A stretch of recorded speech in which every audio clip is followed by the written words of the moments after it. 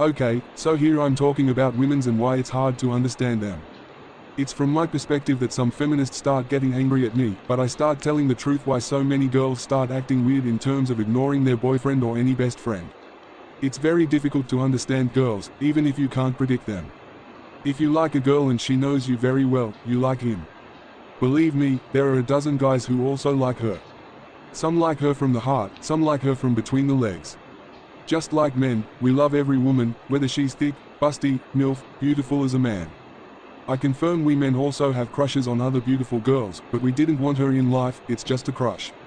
Women also have crushes on tall muscular men with sexy faces and intellectual thought, but the difference is that if you have no sexy face with weird thoughts, then they start ignoring you until that dream man comes into her life, and 60% of girls want their dream man with all athletic feature like Ian Somerhalder. We talk about 60% of girls, and then we talk about 40% of 60% girls, and the way you use things like toilet paper.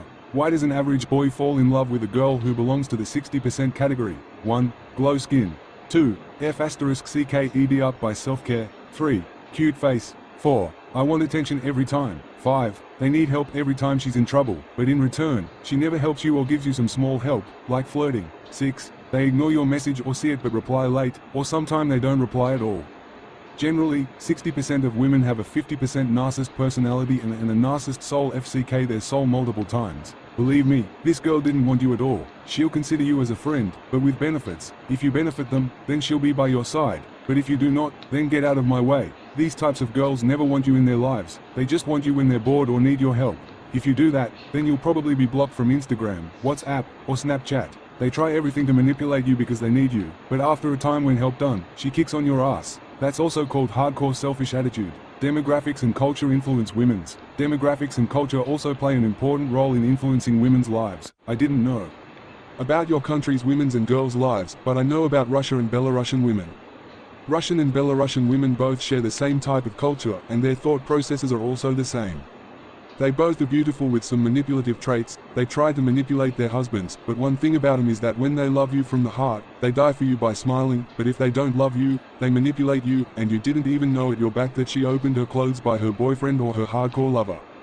Russians and Belarusian women are known for hardcore attention. They love attention, but Russians and Belarusian men are known for their alpha attitude. They love vodka, and their favorite prostitute is whom they FCK every night without protection until she gets pregnant or dies. They love vodka with prostitutes more than her wife and kids. Russia and Belarus are also known for their prostitution culture, where women easily switch off their clothes for a couple of dollars due to very bad economic and opportunity contributions. Russian and Belarusian women are not bad in terms of wives, making them good wives if they got a chance, but unfortunately, their men are known for being misogynist. Plus photos. This all happens when there is the rise of the USSR. Many men participate in wars, and due to this, many women start missing their husbands and boyfriends. Those men who return from wars will suffer from PTSD. PTSD is characterized by specific symptoms, including intrusive thoughts, hyperarousal, flashbacks, nightmares, sleep disturbances, changes in memory and concentration, and startle responses. Many men who come from war start abusing their wives and sometimes engage in brutal physical and sexual assault. Basically, we can say that at that time, women became punching bags for them, a piece of body where they could realize their frustrations and stress.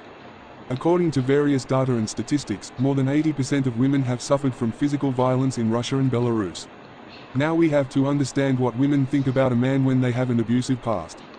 If a woman has an abusive past, whether that abuse is physical or sexual, which can be committed by her parents, boyfriend, or any other man, it can also have a big influence on her life for a long time.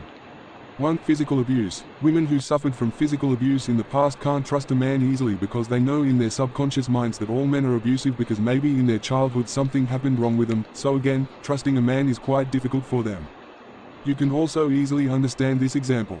You love a girl a lot. You can do anything for her one day. When you come home, you see she FCK by someone else. How would you feel? What one thing comes to your mind? I love that woman from the bottom of my heart, but she betrayed me. Why did she betray me?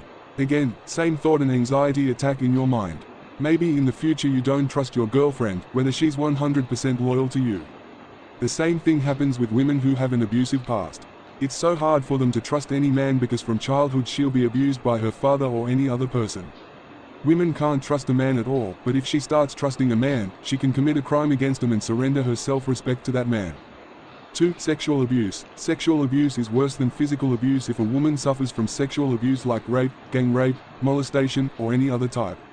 She never trusts any other man because, at the end, that man also wants sex if that woman has had sexual abuse in the past after marriage or in dating.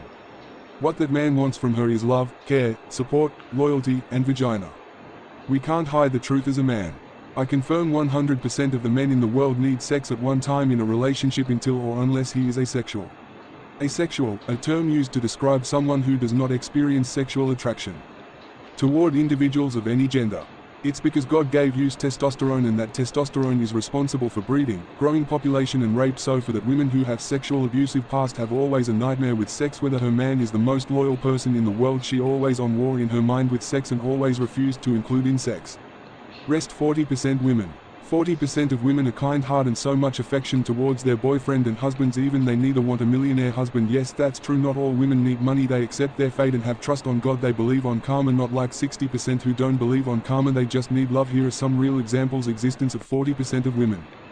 1. Mark Gerardot, the man whose wife loved him a lot but due to some reason he divorced with her wife and having relationship with his new girlfriend. When her wife knew about it, she first killed his new girlfriend, then she killed herself. Pure suicide, loyalty at peak. 2. Colleen Liz, who have in relationship with her boyfriend. She knew that her boyfriend had some chronic kidney disease, but after some time Colleen Liz's boyfriend cheat on him and by knowing she break up with him, but the story take turn. Despite of breakup, she donate her kidney to ex-boyfriend who cheat on him. Pure example of loyalty.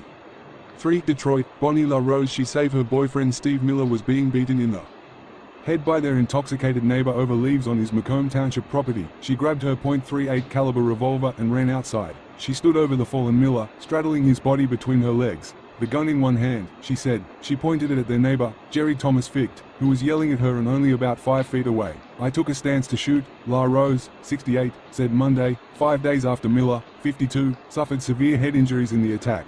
Ficht leaned his head and I told him 3 times I would shoot him and kill him. USA Today by Christina Hall. Detroit Free Press. 4. A woman in New Zealand's North Island sliced open her boyfriend's throat with a knife to save his life after he started choking on his food and almost died. Sarah Glass, 45, was having a steak at a barbecue with her partner Isaac Bester, 50, last month when the incident happened. Isaac choked on a piece of steak and started gasping for breath. She yelled and asked if anyone had a sharp object with which to puncture a hole in his windpipe. I can't get air in him. I'm going to have to cut him, she said. Glass was handed a Stanley knife blade, which she used to cut underneath Bester's Adam's apple. I felt relief when I was handed the blade, she said. IB Times India by Panaz Kazi. 5, Singapore. Seeing her boyfriend and friends trapped in the burning car, Ms. Rabi Osu Hui, 26, rushed forward to try and save them. But in doing so, she suffered severe burns on about 80% of her body and is now fighting for her life in the hospital. Her boyfriend, Mr. Jonathan Long, 29, was driving the BMW that slammed into a Tanjong Pagar shophouse early Saturday morning, February 13th, The Straits Times. 6. Lisa had been dating Brian Ford for over 3 years before the crash took both of their lives, according to family. Officials say Ford was riding his motorcycle north on Interstate 5, near Balls Ferry Road, when he collided with a deer. Lisa tried to save his life, said Tiani. A third car would crash into them both and kill